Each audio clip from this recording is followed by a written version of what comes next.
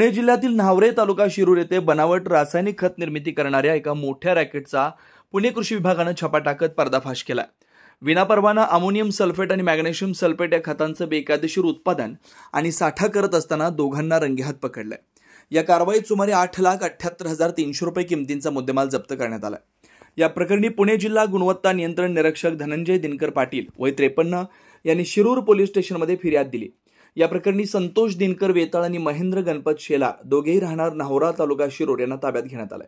याबाबत पोलिसांनी दिलेली माहिती पुढील प्रमाणे दिनांक 27 मे 2025 रोजी सायंकाळी 5:30 वाजताच्या सुमारास न्हावरा ते गुनाट रोडवरील गट नंबर 313 मध्ये काही व्यक्ती बेकायदेशीरपणे रासायनिक खतांची निर्मिती करत असल्याची गोपनीय माहिती पुणे कृषी विभागाला मिळाली।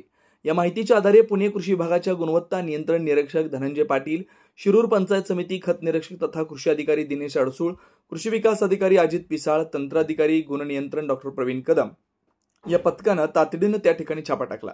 तिथे अमोनियम सल्फेट आणि मॅग्नेशियम सल्फेट या खतांच्या उत्पादनांचा किंवा साठवणुकीचा कोणताही बेकायदेशीर परवाना नसताना फसवणूक करून बनावट खत निर्मिती करताना पकडण्यात आलं। परवान्यामध्ये मंजूर नसलेल्या व इतर अन्य कंपनीच्या खताचं उत्पादन करून पिशव्यामध्ये भरत असल्याचं दिसून आलं। घटनास्थळावरून अमोनियम सल्फेटच्या 917 बॅग तसेच मॅग्नेशियम सल्फेटच्या 11 बॅग असा एकूण 8,78,300 रुपयांचा मुद्देमाल जप्त केला। या छाप्यात संतोष दिनकर वेताळ आणि महेंद्र गणपत शेलार दोघेही राहणार न्हावरा तालुका शिरूर यांना घटनास्थळी ताब्यात घेण्यात आलं। या प्रकरणी शिरूर पोलीस स्टेशन इथं फिर्याद दाखल करण्यात आली असून दोघांना अटक करण्यात आली आहे।